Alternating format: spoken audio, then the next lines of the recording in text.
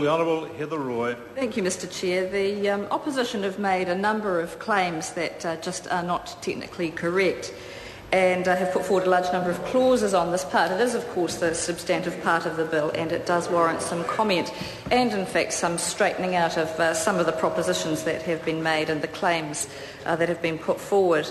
So far, I think every single clause that's been debated, and we're on to clause 6, the members of the opposition have stood up and said, this is the clause that is going to be the end of student representation. Every single one is the one, apparently, that's going to be the end of student representation and is the important one. But let me say, Mr Chair, that there are a number of things that do need to be addressed, and I find it quite sad, just to address Claire Curran, who has just sat down, saying that this is the only reason that good is done in the community, the student community, is because student associations exist.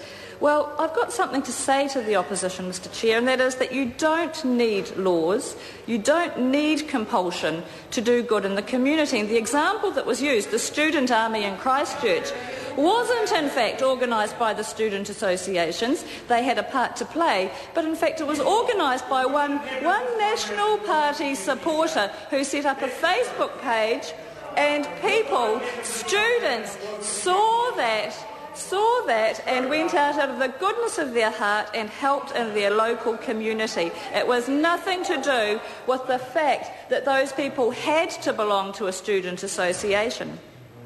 Now, many students would say, the claim was made, I think, by Grant Robertson, that students have only been successful because of student associations. Well, I think that this will come as some news to most students who would say that their success is due to their own hard work, not due to the existence of a student association. Now, talking about things that go wrong, let's look at the referendum provision that exists in the current law. 10 years we've had that in place, and the sponsor of that particular provision actually has had a conversation with me saying that the reason he now doesn't support that is because it hasn't worked. And it hasn't worked. It hasn't worked because it hasn't worked in terms of the criticism we've had in this debate, because you can't get 10%.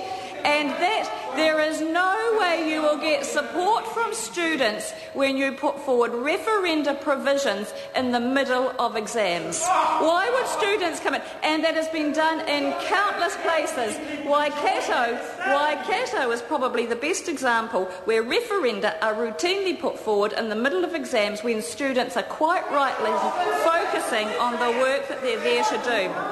The other thing that hasn't worked is the opt-out. Just enhance the opt-out they talk about.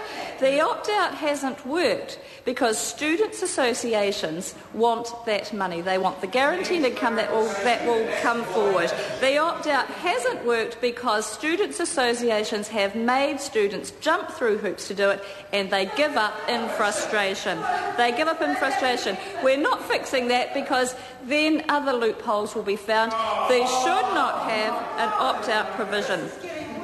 The financial impropriety that this side of the House hasn't mentioned once in the whole debate so far, and it does warrant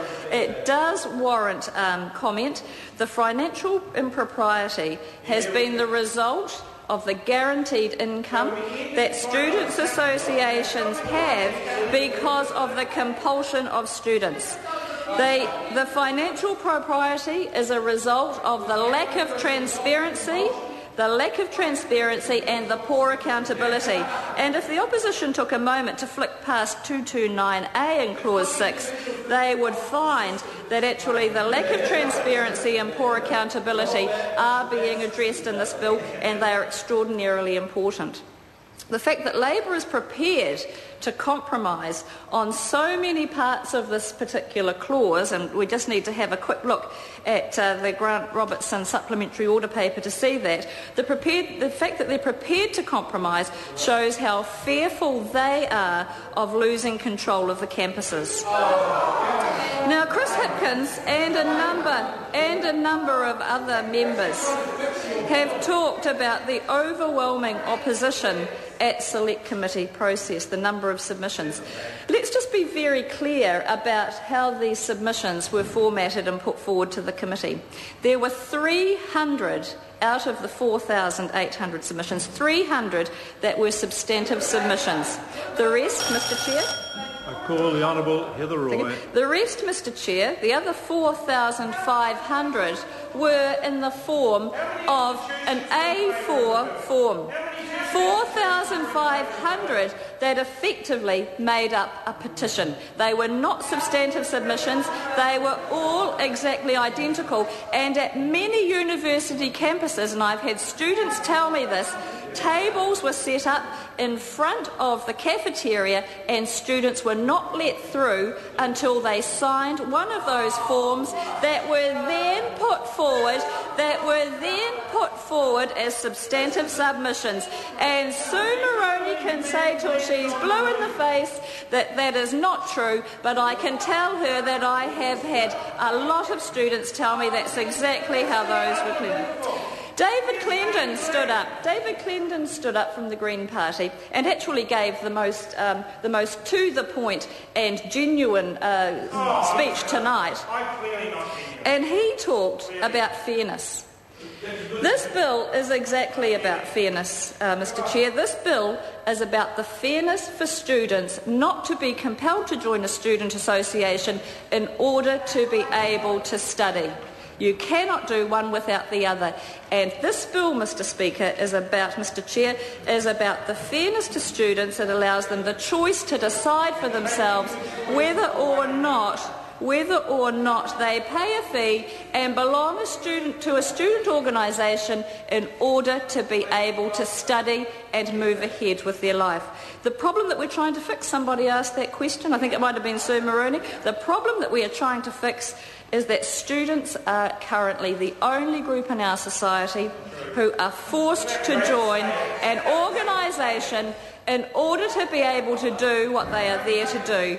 So the fairness is being fixed, and I look forward, Mr Chair, to this. I look forward to this debate continuing with some honesty in the debating points.